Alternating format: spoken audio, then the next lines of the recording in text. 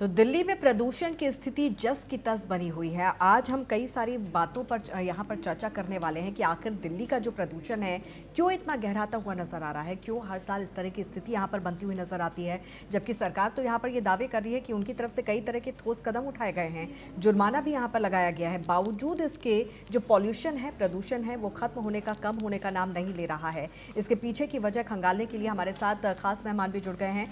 हमारी संवाददाता दिल्ली से कंचन इस वक्त हमारे साथ जुड़ गए हैं और डॉक्टर त्रिलोक चंद्र सोनी जी जो कि पर्यावरणविद हैं वो भी हमारे साथ जुड़ गए हैं। आपका बहुत बहुत स्वागत है।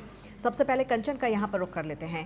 कंचन, सरकार तो यहाँ पर दावे कर रही है कि सरकार ने पूरे हर तरह से कदम यहाँ पर उठाए गए हैं। करोड़ों रुपए का लोगों पर टैक्स भी यहाँ पर लिया जा रहा है, जुर्माना यहाँ पर लगाया गया है, कई तरह के सख्त कदम यहाँ पर उठाए गए हैं। इन तमाम कोशिशों के बावजूद भी जो स्थिति और जो हालात हैं वो जस के तस हैं।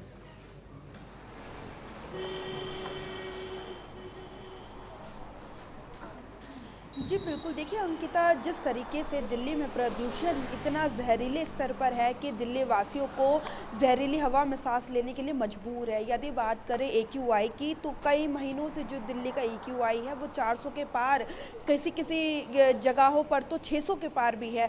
तो आप अंदाज़ा लगा सकते हैं कि दिल्ली वासी कैसे जो है जहरीली हवा में सांस लेने को मजबूर है। लेकिन हम बात करें, आपने बात करी कि सरकार के प्रयासों की, तो सरकार ने जुर्माना भी लगाने की बात कही और कहा कि जगह जगह पर जो है पानी भी छिड़का जाएगा और जो कंस्ट्रक्शन साइट्स है उन्हें ढककर काम किया जाएगा। लेकिन ये जो सब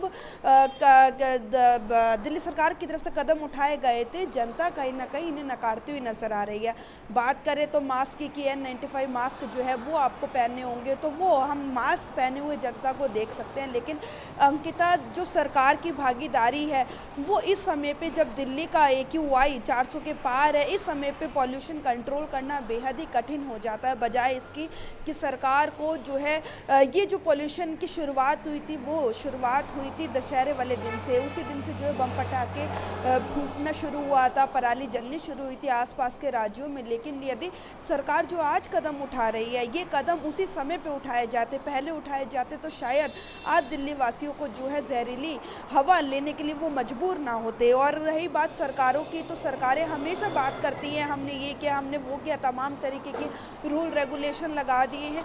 लेकिन सरकार का एक ठोस जो है रोड मैप नहीं है कि हर साल इस तरीके से जो दिल्ली वासी हैं जहरीली हवा में रहते हैं, इससे बचाने के लिए सरकार के पास कोई कदम नहीं है। बात करें हमारे देश के राष्ट्रपति, वो भी दिल्ली में रहते हैं। बात करें देश के प्रधानमंत्री, वो भी दिल्ली में रहते हैं। लोकसभा में नेता विपक्ष, वो भी दिल्ली में रहते हैं। राज्यसभा में नेता विपक्ष, वो भी दिल्ली में रहते हैं। सभी पार्टियों के सांसद जो है वो दिल्ली में रहते हैं। तो ऐसे में जब इतने बड़े बड़े लोग जो खुद लुटेंस दिल्ली में रह रहे हैं और वो मजबूर हैं 600 से ज़्यादा AQI में रहने के लिए, हालांकि सबके घर में एयर प्यूरीफायर है, एयर प्यूरीफायर में रहते हैं तो ठीक रहता है, लेकिन बाहर आके वही हालात हो जाते हैं। तो ऐसे में जब दिल्ली खुद प्रधानमंत्री दिल्ली में रहते हैं और दिल्ली की आबो हवा इतनी ख़राब हो रखी है और वो कुछ नहीं कर पा रहे हैं, तो फिर आप अंदाज़ा लगा सकते हैं सरकारों की कितनी बड़ी नाकामी है, ना केवल पक्ष की बल्कि विपक्ष की। हमने देखा था अभी थोड़े दिन पहले जंतर मंतर पर जो है दिल्ली की जनता जो है वो भारी संख्या में एकत्रित हुई थी और जो है प्रदूषण को लेके उन्होंने अपना विरोध प्रदर्शन कई दिनों तक किया। लेकिन सरकार जो है एक कान से सुन के दूसरे कान से निकाल दी, किसी ने उसके ऊपर संज्ञान नहीं लिया। तो ऐसे में जनता जो है, लोग भी चाहते हैं कि आप इनिशिएटिव ले, सरकार इनिशिएटिव ले और हम उसमें सहयोग करें। लेकिन सरकार पॉल्यूशन को लेके कब जागेगी? हर साल का सरकार, चाहे सरकार किसी की भी हो, सरकार यही बोलती है N95 मास्क पहनो, पानी ज़्यादा पियो, सुबह शाम की सैर बंद कर दो। और जो है दिल्ली के आसपास जो सटे हुए राज्य हैं, उनके जो बॉर्डर हैं वो हमने बंद कर दिए हैं। अब जो है CNG LPG यही जो है गाड़ियाँ चलेंगी। हमने गाड़ियाँ जो AS79 ये सब बंद कर दिए। तो ऐसे में तमाम प्रयास तो कई सालों से किए जा रहे हैं।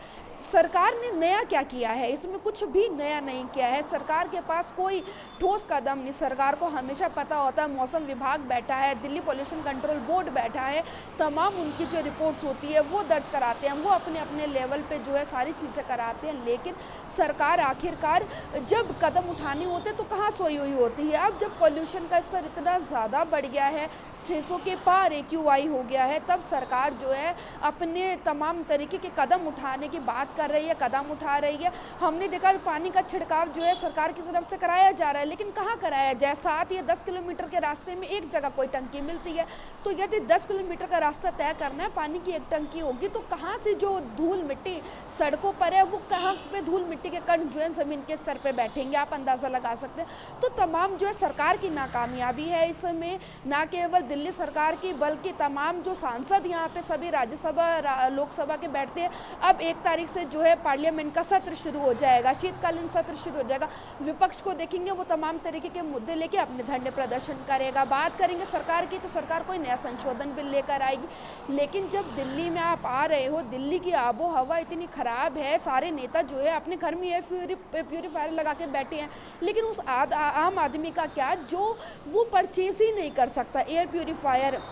बहुत सारे लोग, आप या हम में से भी कई सारे लोग ऐसे होंगे जिनके घर में एयर प्यूरीफायर अभी भी नहीं है। तो आप अंदाज़ा लगा सकते हैं कि नेता लोग जो है वो अपने घर में लगा लेते हैं, लेकिन आम जनता का क्या होगा? सरकारें आती हैं, तमाम तरीके के वादे किए जाते हैं, हम दिल्ली की जनता को ये देंगे, ऐसा करेंगे, वैसा करेंगे, लेकिन बिल्कुल, और ये तमाम दिल्ली में जो नाकाफी ही आज साबित होती हुई नजर आती है। त्रिलोक चंद्र जी भी हमारे साथ जुड़े हुए हैं। त्रिलोक चंद्र जी, हमारी संवाददाता जिस तरह से यहाँ पर बता रही है, तमाम जानकारियाँ यहाँ पर दे रही है, हर सरकार की तरफ से यही दावा किया जाता है कि उनकी तरफ से तो पूरी कोशिश की जा रही है, लेकिन ये जो पॉल्यूशन है ये थमने का नाम नहीं ले पा रहा है। तो आखिर असली विलन कौन है यहाँ पर?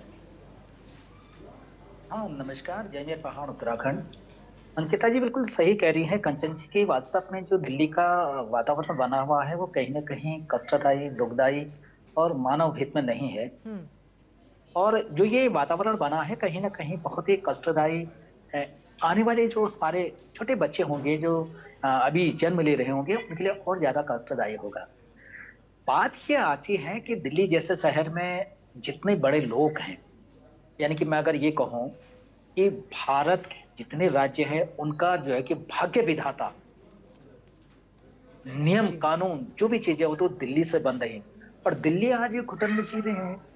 देश का पूरा संचालन दिल्ली से हो रहा है, लेकिन वही दिल्ली आज पॉल्यूशन के कारण जो है कि भड़क रही है।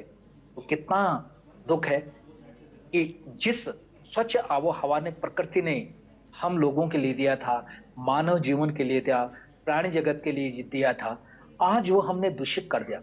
इसका दोषी कहीं ना कहीं सरकारों के साथ हम भी हैं।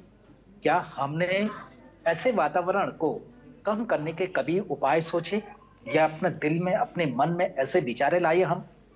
अगर इस तरीके की विचारधाराएं हम करें, दिल में लाते, तो निश्चित तरीके से हम अपने बच्चों को बताते, अपने परिवार को बचाते। अंकिता जी, अगर दिल्ली का वातावरण अगर हमको स्वच्छ बनाना है ना, सरकार आएगी, सरकार नियम बना देगी, सरकार कानून बना देगी, सरकार करके पिछली बार भी तो हमने देखा है, सुप्रीम कोर्ट ने माननीय सुप्रीम कोर्ट ने तक के आदेश ने तक निर्गत किए थे। क्या वो कितना संचालित हुआ धरातल पे? हमने ये सोचा कि भाई ठीक है, हमारा बार त्योहार है, वो बार त्योहारों का हमको मनाना चाहिए, खुशियां मनानी चाहिए, लेकिन उसको इतना तरीके से खुशियां मनाना ना मनाए कि जिसका सीधा प्रभाव हमारे स्वास्थ्य पर पड़े, जिसका सीधा प्रभाव हमारा जीवन पर पड़े, जिसका सीधा प्रभाव इस प्रकृति पर पड़े। और ये प्रकृति नहीं रहेगी तो निश्चित तरीके से मानव जीवन भी नहीं रहेगा। अंकिता जी, आज लोगों को घर घर से जागरूक होने की जरूरत है, प्रेरित होने की जरूरत है, क्योंकि जीवन हमको प्रकृति ने दिया है।